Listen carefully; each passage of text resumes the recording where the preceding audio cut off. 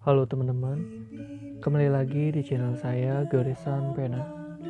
Di kesempatan ini, saya akan mengangkat sebuah cerita ajian ilmu liak, yaitu Jaka Tunggul.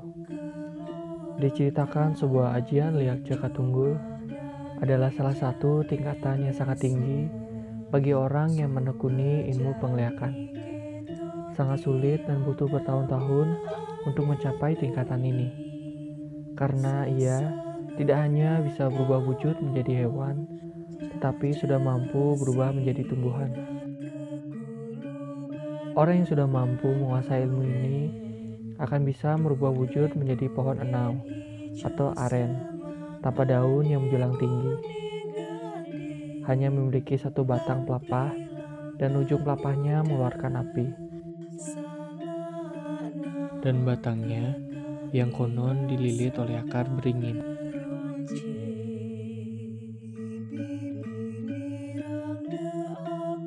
Konon, liak Jaka Tunggul mampu berjalan menggunakan akarnya, dan ia senang menampakkan diri di daerah sekitar kuburan atau lahan kosong. Diceritakan liak Jaka Tunggul menyerang dengan cara melilit sang korban dengan ranting beringinnya, dan menarik melumat si korban dengan rantingnya. Namun, liak jetis ini diceritakan sangat jarang menyerang, karena sang penekunnya sudah mampu menguasai ilmunya dengan benar. Selain ilmu liak yang sangat tinggi, Jaka Tunggul merupakan sebutan pohon sungguhan. Sebutan Jaka Tunggul diberikan kepada pohon aren yang sudah tua, lapuk, berdiri sendiri tanpa dedaunan seperti tongkat. Bila berdaun hanya selai seperti bendera, sehingga disebut pohon Jaka Tunggul. Tunggul yang artinya tongkat yang berisi bendera. Pohon Jaka Tunggul adalah suatu pohon yang dianggap memiliki aura mistis. Menurut orang tua, konon pohon Jaka Tunggul disenangi oleh liak sama seperti pohon gedang renteng atau pepaya gantung.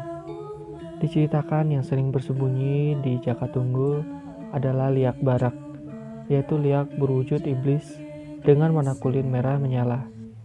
Dan sehingga apabila suatu lahan ada pohon aren yang sudah tua atau lapuk hanya memiliki selai daun dan batangnya ditumbuhi tumbuh-tumbuhan merambat, biasanya akan segera ditebang.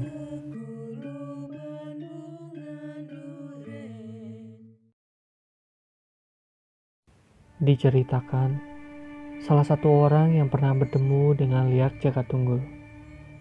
Ia adalah seorang kakek-kakek petani, sebut saja namanya Kakek Sadre. Ia adalah seorang petani yang kesehariannya dihabiskan di ladangnya yang terletak lumayan jauh dari pemukiman. Kakek Sadre adalah orang yang pemberani.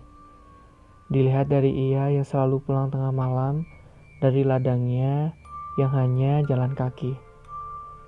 Rute yang ia tempuh yang begitu menyeramkan. Ia harus melewati setre atau kuburan, dan di masa itu rumah masih jarang-jarang. Penerangannya pun hanya menggunakan obor. Di sekitar masih rimbun seperti hutan. Tapi itu tidak membuat kakek Sadre ciut nyalinya. Karena dari dia kecil sampai tua seperti sekarang, ia tidak pernah melihat sesuatu yang berbau gaib seperti itu. Namun, suatu ketika ia beranjak pulang dari ladangnya di tengah malam, seperti biasanya, tiba-tiba perasaannya tidak menentu, seperti ragu untuk pulang.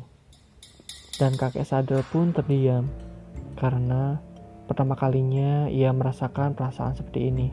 Dengan kebulatan tekad, ia memaksakan diri untuk pulang. Di perjalanan pulang, semuanya begitu sepi. Bahkan suara angin yang menggoyang pepohonan pun tidak terdengar. Dan muncullah kunang-kunang yang begitu banyak, seperti menghadang kakek Sadre untuk tidak lewat daerah sana. Tetapi kakek Sadre tidak menghiraukan kunang-kunang tersebut dan melanjutkan perjalanannya. Setelah berjalan cukup lama, kakek Sadre yang sudah hampir dekat dengan rumahnya, yang ia hanya tinggal mengentasi setre atau kuburan dan beberapa pepohonan. dan sampailah ia.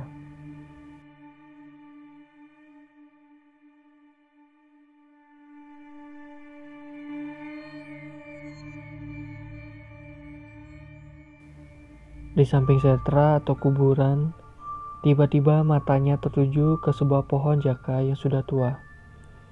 Dan seingatnya, tidak pernah ada pohon seperti itu di sana, karena ia yang sudah sering lewat di daerah sana.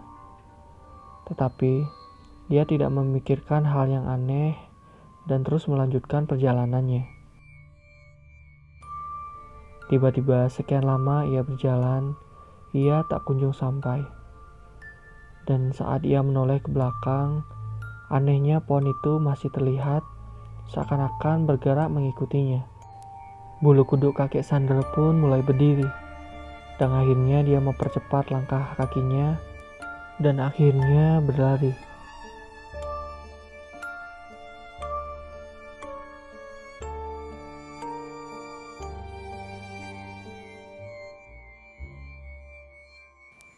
Setelah jauh berlari, kakek Sadra yang sudah kecapean mencoba melihat ke belakang.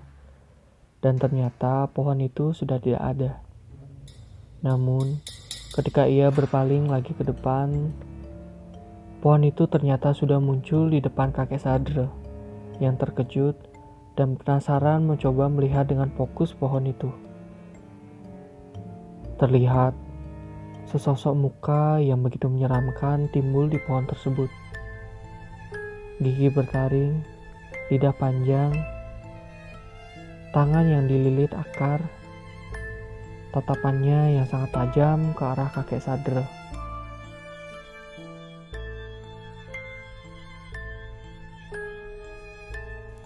Kakek Sadra yang mematung ketakutan melihat sosok pohon tersebut. Saking takutnya, akhirnya kakek Sadra pingsan tidak sadarkan diri.